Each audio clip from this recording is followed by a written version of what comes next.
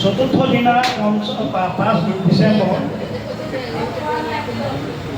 আবেলি মোক কাহিনী পাৰলৈ লৈ যায়।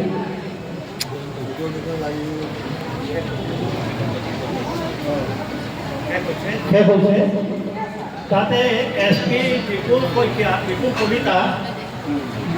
বিপুল কলিতাই মোক নানা প্ৰশ্ন কৰে। তেখেতে মোৰ গাত দাগ দেখি ঘৰৰ পৰা আয়োডেক্স আনি এজন পুলিচক দিবলৈ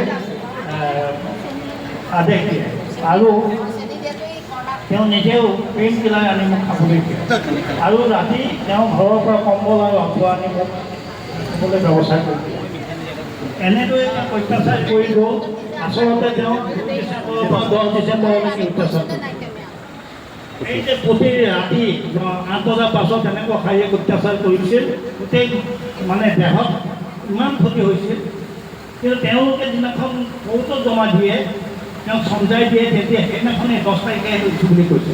কিন্তু জাজক কিন্তু নলদাই গোটেই কথাখিনি ক'লে যে মোক আচলতে 8 দিন তেওঁলোকে শাৰীৰিক নিৰ্যাতন দিছে আৰু মোক 2 তাৰিখে ধৰিছে। আজি 10 তাৰিখ ডিচেম্বৰ, গতিকে 8 দিন মানে গোটেই ৰাতি নিৰ্যাতন কৰিছিল। এই কথা আচলতে আখৰবিলাক কিমান সৰু মোৰ চকুৱে ঢুকি পোৱা নাই, মানে সেইকাৰণে অলপ দিগদাৰ হৈছে। যিয়ে নহওক কথা এইখিনিয়ে। পাছত তেওঁক জেললৈ পঠিয়ালে। জেলৰ পৰা তেখেত যেতিয়া ওলাই আমাৰ মনত আছে, ইয়াতে থকা বহুতে চাগে দেখিছিলে, ইয়াত সম্বৰ্ধনা অনুষ্ঠান এটা কৰিছিলে এই ৰাগফিল্ডত। ডাইৰিয়াত এজন ঋষিৰ নিচিনা আমাৰ এই ভৰালীয়ে মৌদুপী আছে, জানে চাগে। তেওঁক একদম উত্তপ্ত কণ্ঠৰে এই কথাবিলাক সেই সময়ত কিন্তু সেই সভাত কৈছিলে। বহুত মানুহ গোট খাইছিলে যে নৱ বৰুৱা জেলৰ পৰা ওলাই আহিছে। এই খবৰটোৱে গোটেই চৌধি বিৰোধী কৰিছিল আৰু গোটেই ৰাগফিল্ড নধৰা হৈছিল। আৰু তেওঁ তাৰ তেওঁ বক্তব্য ৰাখিছিলে এই গোটেই সময়খিনিত তেওঁ কেনেধৰণে অত্যাচাৰ কৰিছিল, সংঘৰ ওপৰত কেনেকৈ প্ৰতিবন্ধকতা লগাই মানুহবিলাকৰ অত্যাচাৰৰ সন্মুখীন হৈছিল, এই কথাখিনি বিস্তৃতভাৱে মানে বহলাই কৈছিলে। আমিও উপস্থিত আছিলোঁ। যি কি নহওক, এই প্ৰবীণ ভাইটিৰ কথাখিনিৰ মাজতে এই কথাখিনি সোমোৱাই দিলে তেওঁ জীৱনৰ গোটেই কথাখিনি প্ৰায় চমুকৈ হৈ যায়। যি কি নহওক, মই কথাখিনি চাই নিজৰ লিখি অনাহেঁতেন ভাল আছিলে। তথাপিতো যিমান পাৰিলোঁ মই আগবঢ়ালোঁ, যিমানটো নিশ্চয় হৈছে তাৰ কাৰণে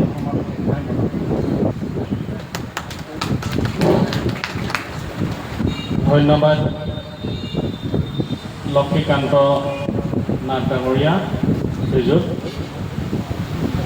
যদিও চিঠিখন অকণমান পঢ়োঁতে অসুবিধা হৈছে, তথাপি তেখেতৰ নিজ আখৰেৰে লিখা চিঠিৰ মাধুৰ্য বেলেগ আৰু আমি চেষ্টা কৰিম এই চিঠিখন সংৰক্ষণ কৰি ৰখাৰ কাৰণে ৰাইজৰ সহযোগত মই ধন্যবাদ জ্ঞাপন কৰিছোঁ।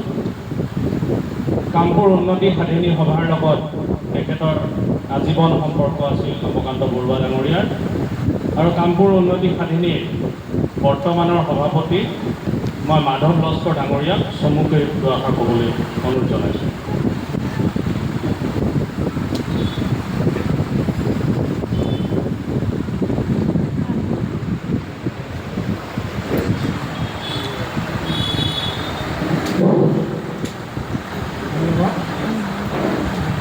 মোহন বৰঠাকুৰৰ স্মৃতিচাৰণ সভাৰ আজি উপস্থিত শ্ৰদ্ধাৰ বৰপেটা সত্ৰৰ বুঢ়া সত্ৰীয়া শতাধিকাৰ বাবুল চন্দ্ৰ দাস ডাঙৰীয়া,